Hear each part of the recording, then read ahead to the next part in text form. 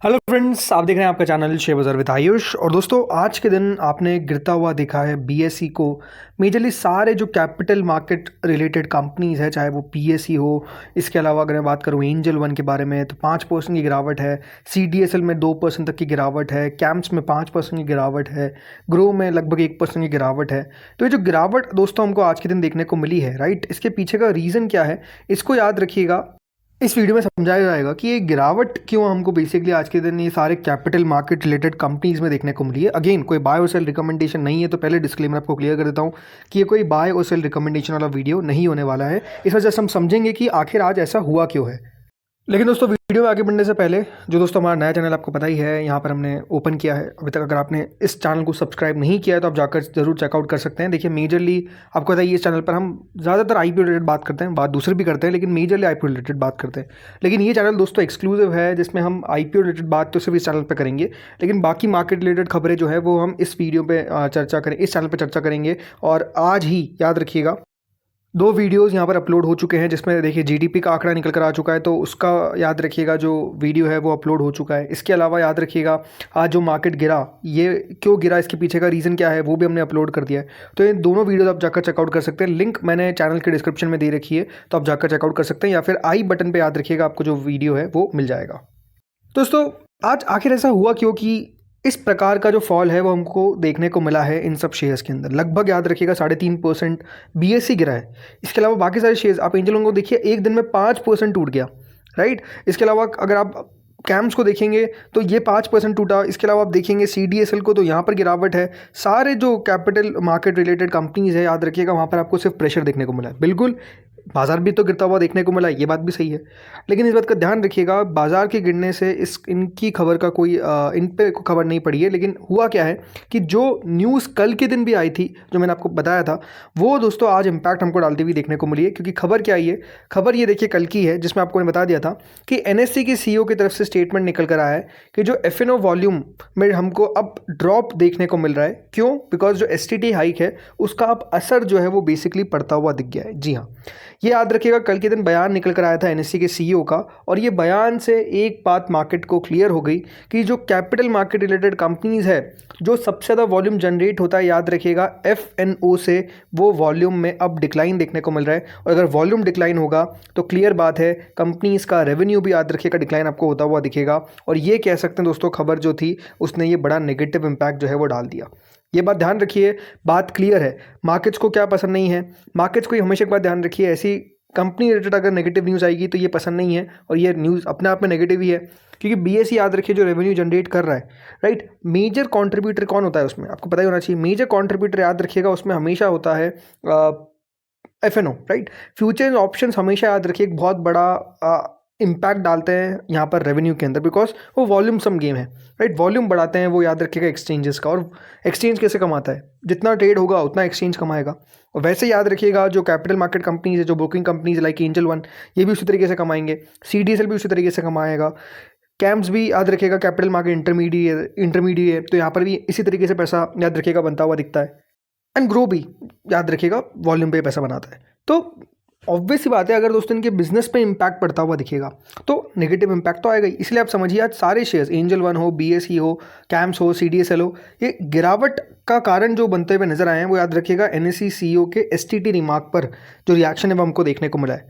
बल्कि अब तो दोस्तों बात एक और चीज़ आगे बढ़ गई है। जी हाँ, एक आप कह सकते हैं स्टेप और आगे लिया गया है एनएससी के सीईओ की तरफ से, और उनके द्वारा कहा गया है कि भैया अगर आपको एफएनओ करना है तो ये उन्होंने प्रपोज किया है कि एक मिनिमम क्वालिफाइंग क्राइटेरिया जो है वो लेकर आना चाहिए। अभी तक याद रखिएगा लेकर आया नहीं गया है, बट उनकी तरफ से कह दिया गया है कि आप अगर एफएनओ करना चाहते हैं तो एक मिनिमम क्वालिफाइंग क्राइटेरिया लेकर आ जाइए। और उससे होगा क्या कि दोस्तों, जिनके पास याद रखिएगा वो क्राइटेरिया जो फुलफिल कर पाएंगे, हो सकता है कि देखिए कह दिया जाए कि भैया ये सर्टेन डिग्री आपको चाहिए, हो सकता है कि निकाल दे, उसके बाद ही जाकर आप एफएनओ कर सकते हैं। तो ऑब्वियस बात है, बहुत से लोगों के पास तो होगा नहीं, वो कुछ लोग होंगे जो वो करेंगे, और देन जाकर याद रखिएगा उनको अलाउ किया जाएगा एफएनओ में ट्रेड करने के लिए। तो अब आप समझ सकते हैं कि अगर ऐसी चीज़ कर दी गई तो एफएनओ में कितना भारी आपको आगे चलकर डिक्लाइन देखने को मिल सकता है। अभी तक याद रखिएगा ऐसी कोई चीज़ निकाली नहीं गई है, बस उन्होंने प्रपोज किया है। और अगर आगे ये प्रपोज कर देता है एनएससी, देन आगे उस पर कंसल्टेशन पेपर रिलीज़ कर दिया जाता है, तो नो डाउट आप समझ सकते हैं आगे चलकर जो वॉल्यूम्स है वो और ड्रॉप होंगे। क्यों किया जा रहा है सरकार का आपको पता ही है। देखिए अभी एसटीटी हाइक सरकार ने किया, क्यों किया? बिकॉज सरकार कहती है कि ओवर स्पेकुलेशन हो रहा है और हमको स्मॉल निवेशकों को प्रोटेक्ट करना है, तो इसके कारण हमको ये कर्व करना पड़ेगा। याद रखिएगा गवर्नमेंट का लगातार एक स्टैंड रहा है, इसलिए आप देखते हैं जब भी आप अपना कोई ब्रोकिंग ऐप ओपन करते हो तो बताता है ना कि 93% 91% लोग जो है वो एफएनओ में पैसा खोते हैं। क्यों बताता है वो? बिकॉज एफएनओ से याद रखिएगा गवर्नमेंट चाहती है कि आप दूर रहो। ये एक बहुत स्किल गेम है और स्किल जो है वो ऑब्वियसली बात है काफ़ी कम लोगों के पास है, अधिकतर याद रखिएगा पैसा खो रहे हैं, तो इसलिए सरकार चाहती है कि एफएनओ से आप दूर रहिए। देखिए एक चीज़ जो मार्केट को पसंद नहीं है वो क्या है, वो हमेशा याद रखिए इन सब चीज़ों को लेकर अनसर्टेनिटी। मार्केट क्या चाहता है कि एक क्लियर पाथ हो, ये सरकार कर दे कि भैया अब अगर आपको एफएनओ में करना है, एफएनओ में ट्रेड करना है तो ठीक है, आप ये सर्टेन क्राइटेरिया मीट करने चाहिए, उसके बाद बात खत्म। प्रॉब्लम क्या आ रही है? प्रॉब्लम दोस्तों ये आ रही है कि हर दिन कुछ ना कुछ नई खबर निकल कर आती है। एक दिन ये खबर निकल कर आ रही है, एक दिन ये खबर निकल कर आ रही है, एक दिन ये खबर निकल कर आ रही है। और वो खबर याद रखिए धीरे धीरे करके जो बड़ी होती है उससे इम्पैक्ट ज़्यादा आता है। ये आपको मार्केट्स में भी देखने को मिल रहा है।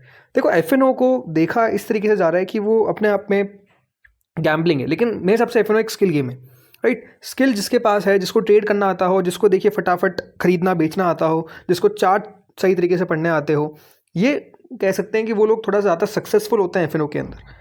पर अभी हो क्या रहा है, उसको गैम्बलिंग की तरह ट्रीट किया जा रहा है, राइट। और इसीलिए आप समझ सकते हैं कि एफएनओ जो है, ऐसा ना हो कि देखिए मार्केट की वॉल्यूम भी ड्राई अप हो जाए, राइट। अगर वॉल्यूम ड्राई अप हो जाएगी तो फिर याद रखिए थोड़ा सा दिक्कत हो सकता है, क्योंकि वो जो निवेशकों को लिक्विडिटी मिलती है मार्केट्स में, वो अगर दोस्तों चले गई तो वो भी एक याद रखिए प्रॉब्लम है। बट ठीक है, आगे चलकर जो स्टेप लिया जाएगा उस पर देखिए नो डाउट अब आगे तो रखना ही पड़ेगा।